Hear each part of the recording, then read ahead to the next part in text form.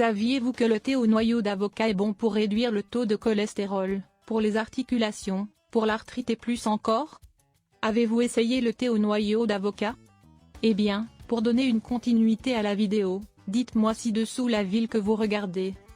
Apprendre à faire du thé au noyau d'avocat est une excellente façon d'offrir cette partie du fruit.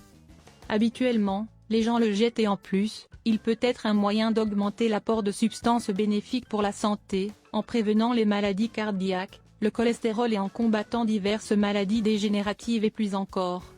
Alors, restez avec moi dans la vidéo d'aujourd'hui car je veux partager avec vous tout ce que j'ai appris sur cette précieuse graine. Sa pulpe est riche en graisse monoinsaturée, une source d'énergie alternative pour le cerveau. Ne jamais jeter le pépin d'avocat à la poubelle, et je vais vous dire pourquoi tout de suite. La graine de l'avocat, connue sous le nom de noyau, est de plus en plus reconnue pour sa valeur. La graine d'avocat est un puissant microbe, antifongique et antibiotique naturel. Il a le pouvoir de prévenir l'apparition du candida et de diverses classes de champignons, ainsi que de nous protéger des effets de la piqûre du moustique qui transmet la fièvre jaune. La plupart des antioxydants de l'avocat, environ 70%, sont concentrés dans le noyau, et ces fibres peuvent faciliter la concentration du cholestérol dans le tractus gastro-intestinal, l'empêchant d'être absorbé par l'organisme. L'un des avantages du noyau d'avocat est qu'il prévient les maladies cardiaques, réduit le cholestérol et combat diverses autres maladies dégénératives. Il est riche en flavonoïdes. Le noyau d'avocat peut être d'une grande aide dans différents problèmes d'estomac. Il soulage les diarrhées et les inflammations du tractus gastro-intestinal, prévenant ainsi les ulcères gastriques et les maladies bactériennes et virales.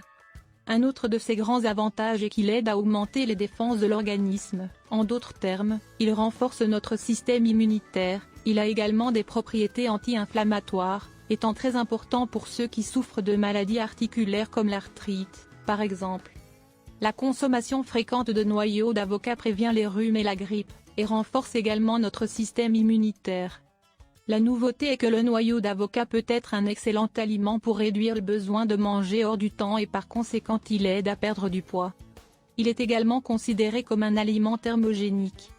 Le noyau d'avocat aide beaucoup à maintenir le taux de sucre dans le sang à un niveau bas. Les peuples indigènes utilisent les graines d'avocat pour combattre la diarrhée, les douleurs musculaires, les troubles rénaux et hépatiques, la cataracte, l'épilepsie et les problèmes de thyroïde. Le thé au noyau d'avocat a des propriétés anti-inflammatoires et diurétiques, utilisé dans les maladies rénales et des voies urinaires. Il agit également sur les douleurs rhumatismales et les névralgies. Pour ce thé, vous aurez besoin d'un demi-noyau d'avocat râpé et de 2 tasses d'eau.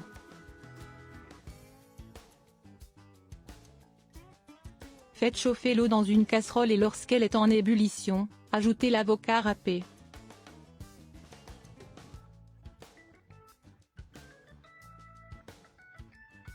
Éteignez le feu et couvrez la casserole. Laissez infuser pendant 10 minutes. Prenez-le 3 fois par jour, chaud ou à température ambiante. Ma suggestion, râpez les graines d'avocat, déshydratez-les au soleil et conservez-les dans un bocal en verre avec un couvercle bien hermétique. J'ajoute notamment le jus frais d'un citron pour éviter le brunissement. Et maintenant, dites-moi, avez-vous imaginé que les graines d'avocat pouvaient faire tout cela?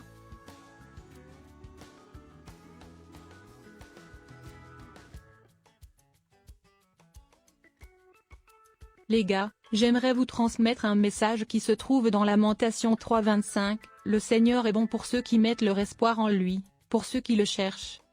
Combien de fois perdons-nous l'espoir lorsque Dieu ne suit pas nos plans? Bien que nous puissions mettre notre confiance en Dieu, il peut être difficile d'attendre patiemment. Attendre calmement semble encore plus difficile. Ce n'est pas que Dieu ne peut pas gérer nos emportements ou qu'il ne veut pas que nous soyons honnêtes avec lui, mais c'est que nous pouvons apprendre davantage dans le calme. La vidéo d'aujourd'hui est terminée. Rendez-vous dans la prochaine vidéo. Au revoir, au revoir.